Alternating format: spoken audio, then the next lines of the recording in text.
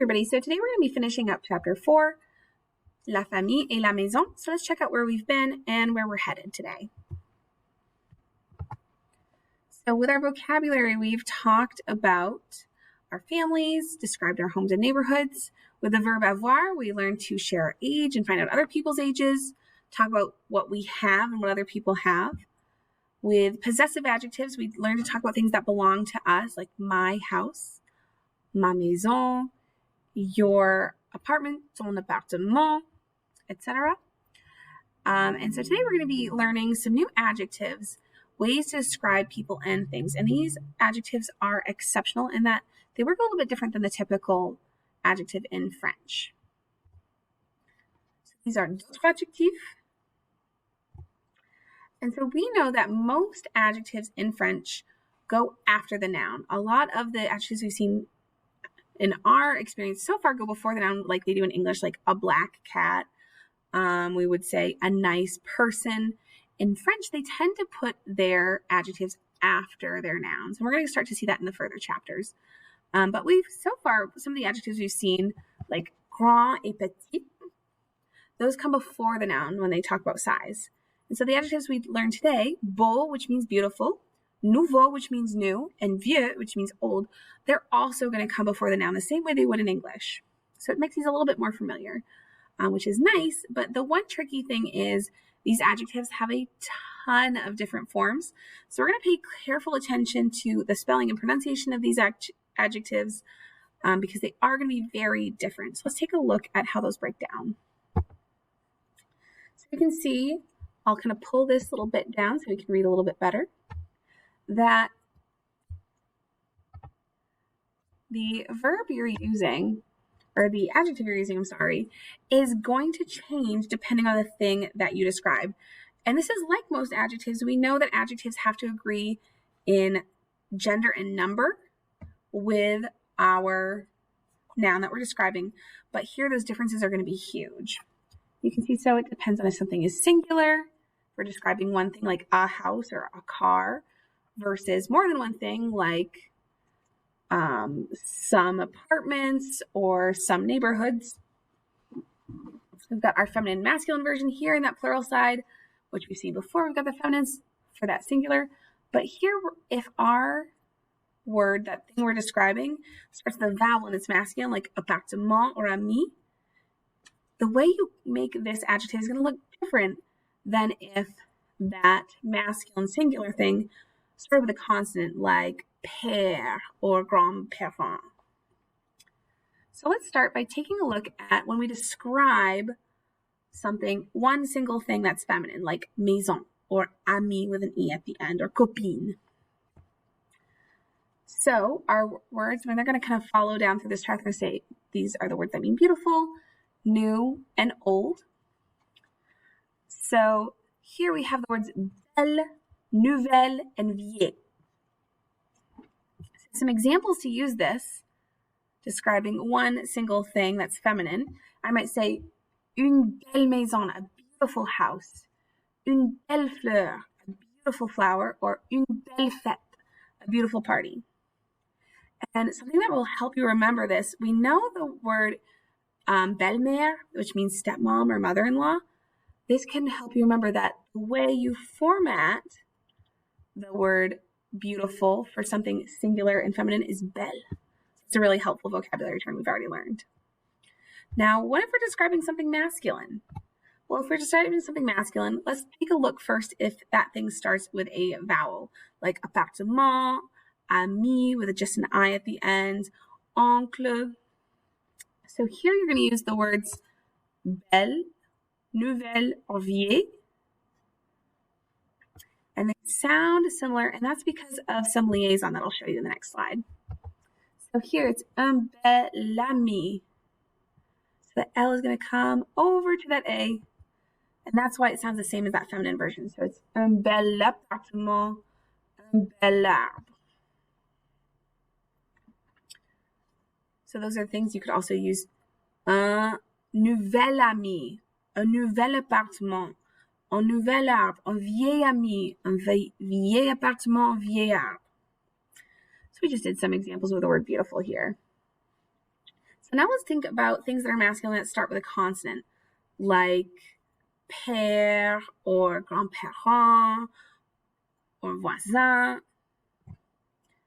Those are going to be slightly different. And the reason that they're different, if that thing starts with a vowel, like appartement or ami or oncle, or a consonant like père or voisin, is because we know that we can't have a hiccuping sound. So if I said un beau ami, un nouveau oncle, gets that little hiccuping sound. So that's why we have to have these changes in the end.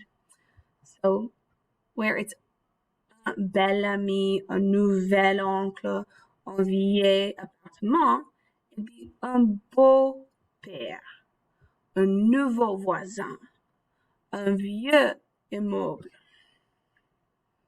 But that's not a good example because immeuble starts with an I. So we'll just use vieux père, an old dad.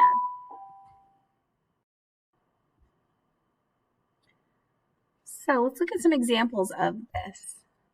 So you might say un beau quartier, un nouveau cousin, or un vieux voisin. So you've got those masculine things here, quartier, cousin, voisin. And a good way to remember of how to kind of make these correct, we have this vocabulary word like where we had belle-mère, we have un beau-père. So you'll always remember that you've got that E-A-U for beau and nouveau ending for singular masculine things. So we've talked about how these things look when they're singular. You have, if you're talking about one thing and it's feminine, it will be belle, nouvelle, or vieille, spelled like this. If you're talking about one thing that's masculine and it starts with a vowel, like ami or appartement, it's belle, nouvelle, and vieille, spelled like this. And if you've got something, a single thing that's masculine that starts with a consonant like père, voisin, it'd be beau, nouveau, and vieux. So now let's think about what happens when the thing we're describing, there is more than one thing. So here, it's really easy. You go from that feminine bit, you just add an S, which we're used to. That's how we make things plural. So you might say things like les belles amies, les belles amies, les belles maisons, les belles terrasses. And what you heard here is a little bit of liaison where the S is going to move over to the A. So les belles amies, les belles maisons, les belles terrasses. And the reason this is the only one with liaison is because the S is followed by a word that starts with an A. Now, things are a little bit trickier if your thing you're describing is plural masculine, because we really want to add an S, right? We would think it's B-E-A-U-S, but it's ever so slightly different. Those things are going to have an X. So let me kind of scooch myself over here. This is a better spot. So I would say when I was describing anything masculine, whether it starts with a vowel like appartement or ami, or oncle, or a consonant like voisin or terrasse, you would use beau, nouveau, and vieux. So for example, you would say things like les beaux amis, les beaux jardins, les beaux quartiers. And so if you were listening, you heard a little bit of liaison here, where just like with les belles amies, you get that Z sound in liaison, the X does it too, les beaux amis, where you don't hear that Z sound here, les beaux jardins or les beaux quartiers. So, got a couple of more notes about these exceptional adjectives, but we're almost finished up here. So, you've got some more examples of things in this singular form.